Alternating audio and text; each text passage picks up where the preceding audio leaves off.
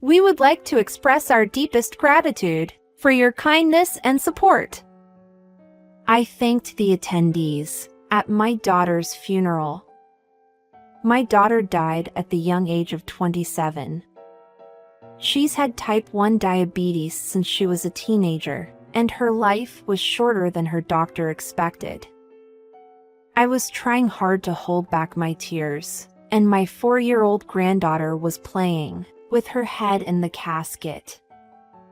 I knew that my granddaughter would still not be able to accept that her mother had died, but because it was a funeral, I still scolded her for playing with the casket. However, what she said after that changed the situation drastically. I was surprised at what she said, but I realized something and I rushed out of the hall. This led to the revelation of the truth behind my daughter's death. My name is Rose. I am a 62-year-old grandmother. I live with my daughter and her family, and our circumstances are a little different than most families. Claire, you haven't had your insulin yet, have you? Not yet, but I'm feeling better today. Be careful. You often get sicker even when you say that. Come on, give me your thigh. My daughter has been staying in bed because she is sick, and her husband and I have been taking care of her. The name of her disease is type 1 diabetes. Diabetes is often thought of as a disease caused by lifestyle habits, such as eating too many sweets, but apparently there are different types of diabetes, and my daughter's disease doesn't fit into that category.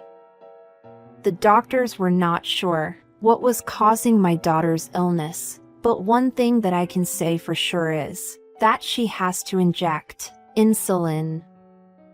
I was in charge of her injections, and I do it 4 or 5 times a day, and I don't inject only in the thighs, but also in the stomach and shoulders.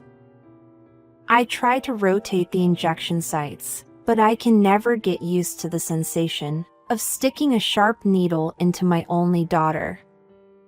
Every time I see my daughter in pain from the injections, I wonder if I had her earlier in life, maybe she wouldn't have gotten sick like this. I got pregnant with my daughter when I was 35, and I got divorced. I raised her by myself after that, and she developed type 1 diabetes when she was still a teenager. When my daughter wanted to get married, I didn't object to it at all, partly because I'd done nothing but make her feel lonely and go through a hard time. I'm home, Rose. I went to pick up Ruby. Grandma! My daughter and her husband, Jackson, had a baby girl. My daughter was at risk due to her disease, but she was willing to take the risk and gave birth to my granddaughter, Ruby. She turns 4 this year, and she has been living a life free from disease. My teacher brought her doggy to my kindergarten class today. Oh, you saw it again? My teacher said that her doggy died at home yesterday. Her doggy said that she loved my teacher. My granddaughter is a normal girl, but she has one ability that sets her apart from the rest. She can actually sense the thoughts and feelings of animals and people who have just passed away. At first, I was dismissing it as just an imagination of a small child, but as I heard similar stories over and over again, I realized that she can really sense the feelings of deceased animals and people. I thought it was a little creepy, but she always seemed to sense only the thoughts of the kind spirits, and she has never suffered any damage because of this ability. I adored my granddaughter, who is just a really energetic and cheerful girl apart from that, as a grandmother. However, every family has 1 or 2 things that can go wrong, and ours was no exception. Rose, may I have a word with you? That for me was my son-in-law, Jackson. I've told you to put the used injection in a proper bag and give it to me, haven't I? Well, I was going to do that later. What did you say? Are you making excuses? I had a little trouble with my son-in-law. He is a pharmacist, and my daughter's illness was the reason why he met her. He is letting me live in his home, but he is a bit overbearing towards me. I know that he is considering my daughter's condition and safety for my granddaughter as a medicine expert, but I have a feeling that those words were being used as an excuse to vent his usual exasperation rather than as rebuke. Please be careful next time. When he finishes saying all that, he sighs deeply and leaves. I know that I just need to do better, but I don't like the sigh, as if he is disappointed. I'm sorry, Mom. I don't think Jackson means to offend you. I know. It's my fault for not being careful. My sick daughter says so, but I feel a little bit suffocated, being under one roof with my son-in-law. Then one day, Rose, can I have a word with you? I was a little defensive when my son-in-law called me out with the same remarks as usual. However, it wasn't a scolding that day. I already told Claire, but I have to go out of the province for a while starting tomorrow. The injections you have aren't enough, so I'll give you more.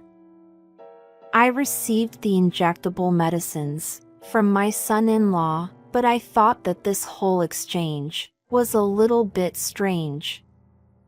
You usually tell me to pick them up at the hospital, or you give them to me along with the prescription, but you're giving me just the injections this time? My son-in-law, who is a pharmacist, had thorough control over the medications my daughter took. Even if I had a prescription from the hospital, let alone over-the-counter medications, he would not be comfortable unless he had me, who is administering the medicine, check it. I'm busy this time, so you don't have to check the medicine, but please put the used injections in a proper bag and leave them in my room so Ruby won't touch them. Injections are a dangerous commodity, so please keep them under control. I understand. I took the medications from my son-in-law and made sure to administer well as I was told.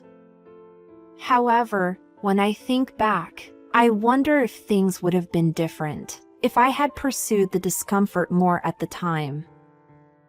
A few days after my son-in-law left the house, my daughter's condition began to worsen day by day. At first, I thought she was just not feeling well, but gradually, she became unable to even get out of bed, and I decided to discuss with my son-in-law. Jackson, Claire doesn't seem to be feeling well. What should I do? Please calm down. Are you administering the medications I gave you properly? Yes, I'm doing as you told me. I still remember that there was a short pause before my son-in-law, who was on the other end of the phone, answered. Okay, then please go to the big hospital instead of a clinic that we usually go to. I'll call them myself, and they'll put you right through. I took my daughter to a remote university hospital, just as my son-in-law told me to do. However, my daughter's condition was far more serious than I had thought, and the doctor told me that she had to be admitted to the hospital urgently. Of course, I told the doctor about my daughter's injections, but he told me that if the pharmacist gave me instructions, then I should follow them. I was giving my daughter the usual injections with the hope that she would get better soon. However, her condition worsened over the next few days, and she began to spend most of the day sleeping. "Mommy, are you in pain?" "I'm okay. I'll get better soon. Let's go play again." I watched from the sidelines as my daughter and granddaughter conversed, but that was the last time I heard her talk.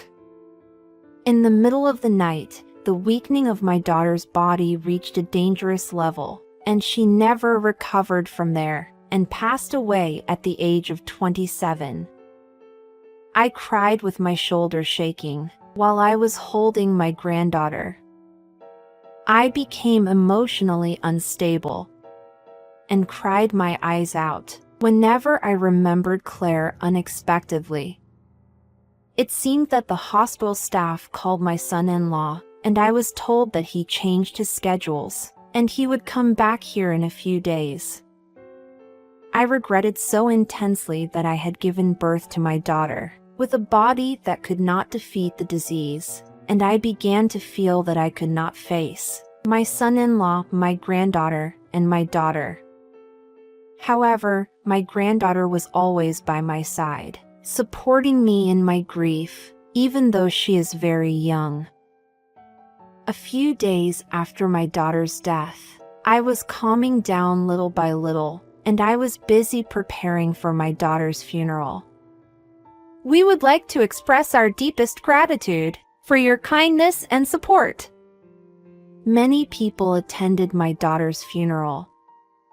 Unfortunately, my son-in-law could not make it to the funeral, but even though he was far away, he provided all kinds of support, including handling funeral arrangements. With the help of those around me, I was able to hold my daughter's funeral without any problems. After the speeches were over, as the attendees were saying their final goodbyes to my daughter, I looked at my granddaughter, and she had stuck her head into the casket that contained my daughter. I wondered if she was playing because she was bored, or maybe she couldn't understand yet that her mother was dead, but I pulled my granddaughter from the casket anyway. "Ruby, say bye to your mommy." But my granddaughter just stared at the casket with a confused face, and she didn't seem sad. Every time I saw my granddaughter like that, I couldn't help but feel sorry for my daughter, who passed away leaving behind such a young child. However, my granddaughter acted quite differently than I expected. "Mommy is here." She pointed toward the casket. "No, Ruby. Your mommy is." "No, Mommy said that she was stung by a poisonous needle." I remembered her special ability then. "Mommy said that she didn't die of a disease, but she died from a poison." Others thought her words as delusional, but not me. "Ruby, where did your mommy say that she was stung with a poisonous needle?" She pointed to her thigh, stomach, and shoulder. I realized something, and I rushed out of the hall, even though the funeral wasn't finished yet. I knew that it was a preposterous thing to do, but if I missed this chance, I knew that my daughter's regret would never be cleared. So I ran off to a certain place. That certain place was our house. A figure slowly unlocked the front door and walked into the room. "You are back late, Jackson." "Or Rose." "You scared me." I was waiting for him in his room. "Has Claire's funeral already finished?" "I slipped out because I've got some things to do." I showed him the used injections that I had left in his room. "Ruby said that Claire was stung by a poisonous needle. I can't think of anything else but the medicines you prepared for Claire." His mouth was smiling cheerfully as usual, but his eyes were staring at me for sure. "Rose, you must be a little tired to take a child's word for it like that." I'll take it over from here, so please give me the injections. I will if the police says that you are innocent." The police, who had been waiting outside the house, entered our house at that moment. My son-in-law tried to escape in a panic, but he was blocked by the police and he was unable to move. "I'd like to talk to you about your wife's case, and I was wondering if you would be willing to accompany me voluntarily?" I thought that his expression clouded, and then he broke the window and ran outside. However, the police captured him eventually and put him in a police car. Damn! If it weren't for you, it would have been a perfect crime. He was spitting those words at me as I saw him off in the police car. My prediction was correct, and my son-in-law was officially arrested on suspicion of murder. He was indicted, and I was allowed to visit with him after he was arrested. "How's it going? Have you learned your lesson?" How could you do this to me? You ruined everything, bitch. The interrogation revealed that he had mixed a poison with injection medication that my daughter took, and the used needles became the solid evidence. The motive was his infidelity. After his daughter was born, his freedom was gone, and his private life was also taken away because he had to take care of his sick wife. He was not satisfied with his life like that, so he kept having an affair. The reason why he was gone for a while this time was because he went for a trip with his lover. Besides, he thought that it would be easier to prove his innocence if I injected the poison to my daughter. The poison is mildew toxic, but if it remains in the body, it becomes dangerous. And my son-in-law, who is a pharmacist, mixed his own potions. He thought that he didn't have to do anything with the dead body because it would be cremated anyway, and all that was left was to retrieve the used injection medicines, and his innocence would be proven. He also thought that if he left the country, he could escape from raising the child as well. I'm sure that nobody wants a woman who's going to die soon, but I like my freedom in the first place. Why would I have to take care of a dying woman and her daughter? I trembled with anger when I heard his extremely selfish motives, but I was firmly aware that I was not the one to judge this man. You don't even deserve to be a human being before you are a parent or a husband. Confess all your sins and receive judgment properly. That's how you pay for your selfishness. My son-in-law kept glaring at me, but as long as the evidence was in place and the prosecution was set, it was almost the same as that he has lost everything he had built up. As a result, he was sentenced to life in prison. When this matter was settling down, my granddaughter and I visited my daughter's grave again. I told my daughter in front of her grave about what had been going on with us, and also about what happened to her ex-husband, and we offered her some flowers. I closed my eyes, and I mourned my daughter who passed away at the young age of 27, and I wished her to rest in peace. After we came home, my granddaughter was looking for something in the closet. "What are you doing?" "Mommy said to open this when we get home." The thing that my granddaughter pulled out of the closet was an aluminum can as big as her two hands. It said to Ruby on its surface in my daughter's handwriting. The contents were a series of DVDs, all of which were video letters from my daughter to my granddaughter. My daughter didn't leave the messages only for her daughter's birthdays every year, but also for when her daughter is lonely, when she is having a hard time, when she is anxious, and when she does her best, etc. In the first DVD, she was talking about herself who is going to die before me, and her intention to entrust her daughter to me, not her husband. I'm sure that somewhere along the way, my daughter must have sensed that she wouldn't be able to watch her own child grow up, and she was desperate to leave something behind. I'm going to follow my daughter's example and do everything I can to help this girl. Even though I'm 62 years old, I'm taking care of my granddaughter as if she is my own daughter, and we are living peacefully.